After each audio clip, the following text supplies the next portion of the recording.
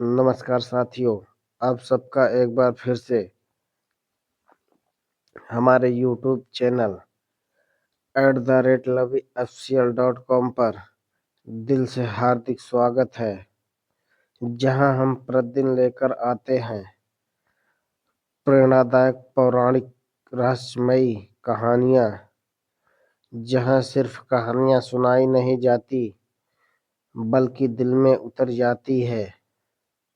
आज आप सुनेंगे चरवाहा और भूतनी कथा का भाग एक अत्यंत भावात्मक और रहस्यमय अध्याय भाग 17, जहां एक दिव्य बालक का नामकरण होगा।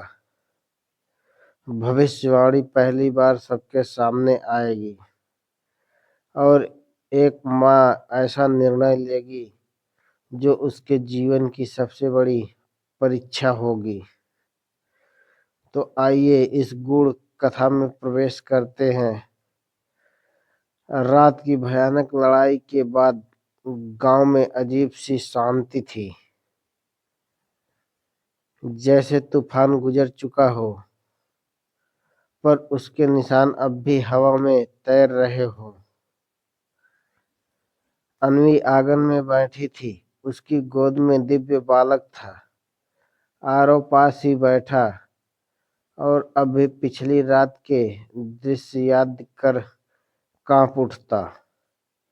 अन्वी, आरो ने धीमे से कहा, अब हमें आगे क्या करना होगा?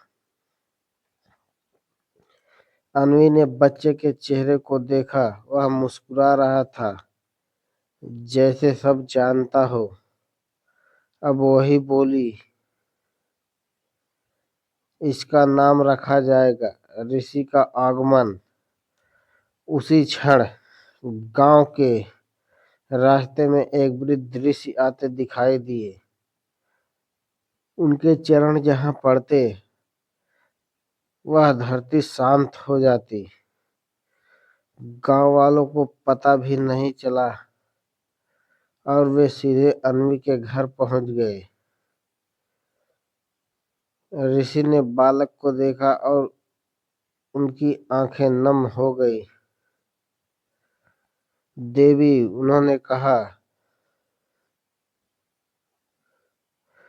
3 जन्मों की तपस्या आज साकार हुई। दिव्य बालक का नाम। ऋषि ने बालक को गोद में लिया। आकाश में हल्की गड़गड़ाहट हुई। उन्होंने मंत्र पढ़ते हुए कहा, यह बालक न पूर्ण देव है न केवल मानव, यह दोनों के बीच का सेतु है। ऋषि बोले, इसका नाम होगा अनिरुद्ध। नाम सुनते ही बालक की हथेली से सुनहरी रोशनी फूटी। अन्वी की आंखों से आंसू बह निकले।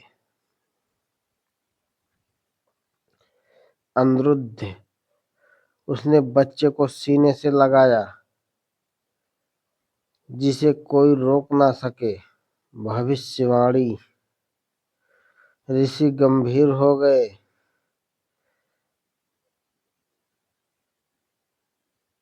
पर देवी, इस नाम के साथ एक भारी भविष्य भी जुड़ा है। आरव घबरा गया। कैसी भविष्यवाणी महाराज? ऋषि ने उत्तर दिया, जब अनिरुद्ध 16 वर्ष का होगा,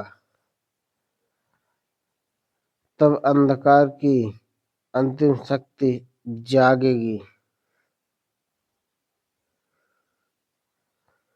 उसे तब चुनना होगा, माँ का प्रेम या धर्म का मार्ग। अन्वी का हृदय कांप उठा। क्या क्या मेरा पुत्र मुझसे दूर चला जाएगा? ऋषि ने उत्तर दिया, नहीं, बस मौन रहेगा।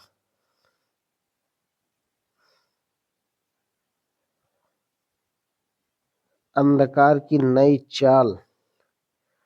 दूर काले मंदिर में महातांत्रिक अग्नि के सामने खड़ा था। उसने अनिरुद्ध का नाम सुना था। वह दहाड़ उठा, तो नाम रख दिया गया है। अब अगला चरण शुरू होगा। उसने एक खोपड़ी उठाई। अब मैं बालक को नहीं, माँ को तोड़ूंगा। माँ का संकल्प। अन्वी ने उस रात दीपक के सामने बैठकर प्रार्थना की, अगर मेरे बच्चे का भाग्य किसी युद्ध से जुड़ा है,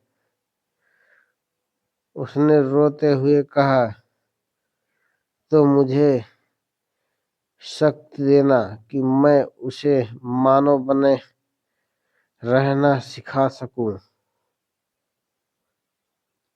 अनिरुद्ध उसकी गोद में था। उसने अपनी छोटी उंगली अन्वी की उंगली में फंसा ली। अन्वी मुस्कुरा दी। डर के बीच भी आशा थी। आकाश में एक तारा टिमटिमाया। कहीं दूर से एक आवाज गूंजी, समय चल पड़ा है और कहानी यहीं थम जाती है मित्रों। फिर मिलते हैं अगले भाग में, जहां हम प्रतिदिन लेकर आते हैं प्रेरणादायक पौराणिक रहस्यमयी कहानियां। जहां कहानियां सिर्फ सुनाई नहीं जाती बल्कि दिल में उतर जाती है।